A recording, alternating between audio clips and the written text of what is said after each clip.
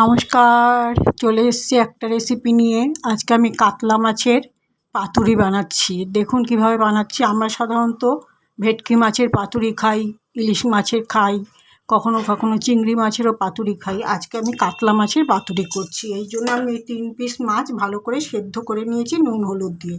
এবার এগুলোকে কাটা ছাড়িয়ে নিয়ে পাতুরিটা তৈরি করব।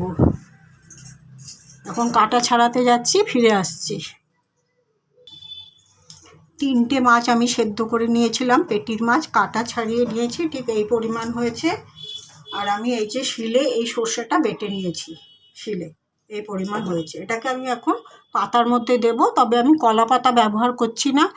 আমি আমার বাড়ির গাছের কুমড়ো গাছ লাগিয়েছি, সেই কুমড়ো পাতা মধ্যে আমি পাতুরিটা করছি। এটার একটা অ্যাডভান্টেজ আছে কি, আমি কুমড়ো পাতাটাও খেয়ে নিতে পারবো। কিন্তু কলা পাতাতে করতে পারতাম কলা পাতাতে, কিন্তু কলা পাতাতে করলে পাতাটা তো ফেলেই দিতে হয়।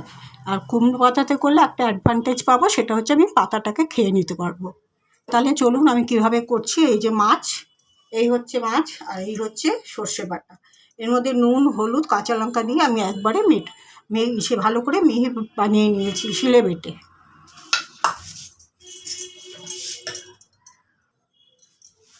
এই কুমড়ো পাতাগুলো আমি নুন জলে ভিজিয়ে রেখেছিলাম, এগুলোকে এখন ভালো করে চিপে নিলাম, জলটা ফেলে দিলাম। এবার এর মধ্যে আমি মাছগুলো একসাথে মিশিয়ে মেখে তারপরে আমি পাতুরিটা বানাচ্ছি।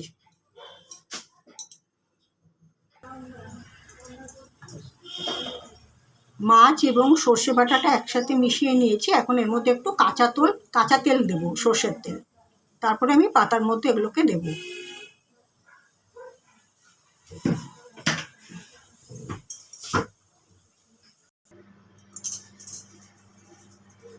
কুমড়ো পাতায় মাছটা দিয়ে এরকমভাবে ভাজ করে নিয়েছি। আমার তেলটাও গরম হয়ে গেছে, আমি এবার ছেড়ে দিচ্ছি।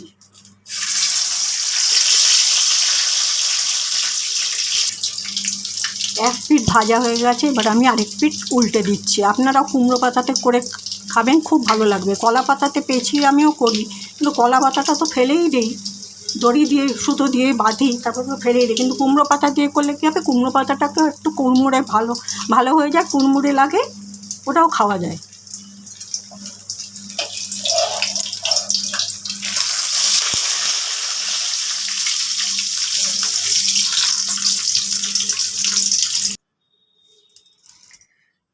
কাতলা মাছের পাতুরি আমার ভাজা হয়ে গেছে, তুলে নিয়েছি। দেখুন ঠিক এরকম হয়েছে।